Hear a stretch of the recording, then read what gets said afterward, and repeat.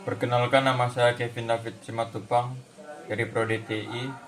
Saya akan menjelaskan pengertian paragraf, fungsi paragraf, tanda paragraf, struktur paragraf, dan jenis paragraf.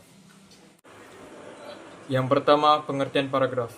Paragraf adalah kumpulan kalimat yang saling berkaitan dan membentuk satu kesatuan pikiran atau ide. Setiap paragraf biasanya memiliki satu ide pokok yang menjadi inti pembahasan, serta beberapa kalimat paragraf juga ditandai dengan penulisan yang dimulai dari baris baru dan memberikan struktur yang lebih jelas dalam sebuah teks. Struktur paragraf umumnya terdiri dari kalimat utama, kalimat penjelasan, kalimat penutup. Yang pertama, kalimat utama. Kalimat utama adalah kalimat yang menyampaikan ide pokok paragraf. Yang kedua, kalimat penjelasan. Kalimat penjelasan adalah kalimat-kalimat yang mendukung atau mengembangkan ide pokok dengan memberikan detail, contoh, atau penjelasan tambahan. Yang ketiga, kalimat penutup. Kalimat penutup kadang-kadang diakhiri dengan kalimat yang merangkum atau menegaskan kembali ide pokok. Tujuan paragraf adalah membantu pembaca memahami gagasan atau informasi secara bertahap dan teratur. Fungsi paragraf. Fungsi paragraf dalam sebuah tulisan sangat penting karena membantu mengatur dan menyusun ide-ide secara terstruktur. Berikut adalah beberapa fungsi utama paragraf. 1. Menyampaikan gagasan utama. Setiap paragraf memiliki ide pokok atau gagasan utama yang ingin disampaikan kepada pembaca. Dengan adanya paragraf, ide utama dapat disajikan secara jelas dan terfokus. 2. Mengorganisir informasi. Paragraf membantu pengelompokan informasi penjelasan yang terkait sehingga tulisan yang menjadi lebih teratur dan mudah dipahami. 3. Memberikan penjelasan. Memberikan penjelasan dalam paragraf memungkinkan penulis untuk menguraikan penjelasan deskripsi atau argumen secara lebih detail, sehingga pembaca dapat memahami topik secara mendalam. 4. Memisahkan gagasan. Dengan adanya paragraf, satu gagasan atau ide dipisahkan dari gagasan lainnya. Ini memudahkan pembaca mengikuti alur logika penulisan dan memahami setiap poin secara terpisah. 5. Memudahkan transisi antar bagian. Paragraf berfungsi sebagai jembatan atau transisi antar satu ide dengan ide lainnya. Hal ini membantu menjaga kelancaran alur tulisan dan menghindari kebingungan pembaca. 6. Memberikan struktur pada tulisan. Paragraf membantu memberikan struktur yang logis pada tulisan, baik itu dalam artikel, esai, atau cerita. Pembagian paragraf yang tepat membuat tulisan lebih sistematis dan enak dibaca. 7. Membangun emosi dan ketegangan dalam narasi.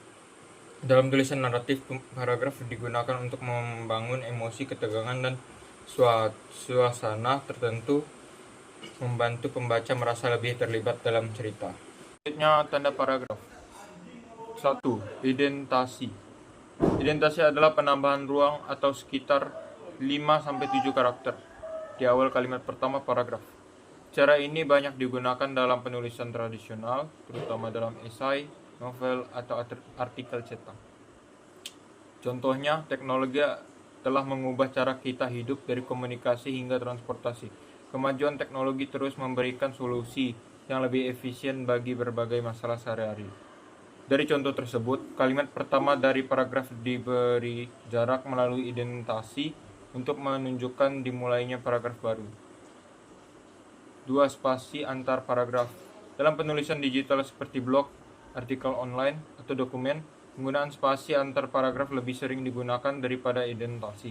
Setiap paragraf dipisahkan oleh satu baris kosong agar lebih mudah dibaca. 3. Huruf kapital di awal. Setiap paragraf baru selalu diawali dengan huruf kapital pada kata pertama yang juga merupakan tanda paragraf baru dalam penulisan. 4. Nomor atau simbol untuk paragraf berurutan. Pada dokumen formal seperti undang-undang, laporan ilmiah, atau artikel berbasis daftar, tanda paragraf juga bisa berupa nomor atau simbol. Ini membantu memberikan urutan yang lebih jelas antar paragraf. Struktur paragraf. Struktur paragraf biasanya terdiri dari 3 bagian utama, kalimat penjelasan, dan kalimat penutup. Yang pertama, kalimat utama. Kalimat utama adalah inti paragraf yang mengandung ide pokok atau gagasan utama yang ingin disampaikan. 2. Kalimat penjelasan. Kalimat-kalimat ini bertugas menjelaskan, memberikan rincian, atau mendukung gagasan dalam kalimat utama. Kalimat penjelasan bisa berupa contoh, data, alasan, atau penjelasan lebih lanjut. Yang ketiga, kalimat penutup. Kalimat penutup merangkum atau menegaskan kembali gagasan utama, seringkali memberikan kesimpulan atau pandang akhir. Selanjutnya, jenis paragraf. Paragraf naratif adalah paragraf yang berisi cerita atau rangkaian peristiwa yang disampaikan secara kronologis. Biasanya digunakan untuk menyampaikan cerita dalam fiksi atau non-fiksi. 2. Paragraf deskripsi. Paragraf deskripsi bertujuan untuk memberikan gambaran rincian tentang suatu objek, tempat, atau orang agar pembaca bisa membayangkan dengan jelas. Yang ketiga, paragraf eksposisi. Paragraf eksposisi digunakan untuk menjelaskan informasi, konsep, atau proses secara objektif dan rinci. Paragraf ini sering ditemukan dalam teks ilmiah atau artikel informatif. Yang keempat, paragraf argumentatif. Paragraf argumentatif bertujuan untuk menyampaikan pendapat atau argumen penulis dan didukung oleh bukti atau alasan yang logis untuk meyakinkan pembaca. Yang kelima, paragraf persuasif. Paragraf persuasif bertujuan untuk mempengaruhi pembaca agar melakukan sesuatu atau setuju dengan pendapat penulis. Paragraf ini banyak ditemukan dalam iklan, pidato, atau kampanye. Yang keenam, paragraf ineratif. Paragraf ineratif menyimpulkan atau menegaskan kembali informasi yang telah dijelaskan sebelumnya. Biasanya digunakan untuk memberikan kesimpulan dalam sebuah teks dan argumen. Saya akan menjelaskan fungsi paragraf. Fungsi paragraf dalam sebuah tulisan sangat penting karena membantu mengatur dan menyusun ide-ide secara terstruktur. Berikut adalah beberapa fungsi utama paragraf. 1. Menyampaikan gagasan utama. Setiap paragraf memiliki ide pokok atau gagasan utama yang ingin disampaikan kepada pembaca.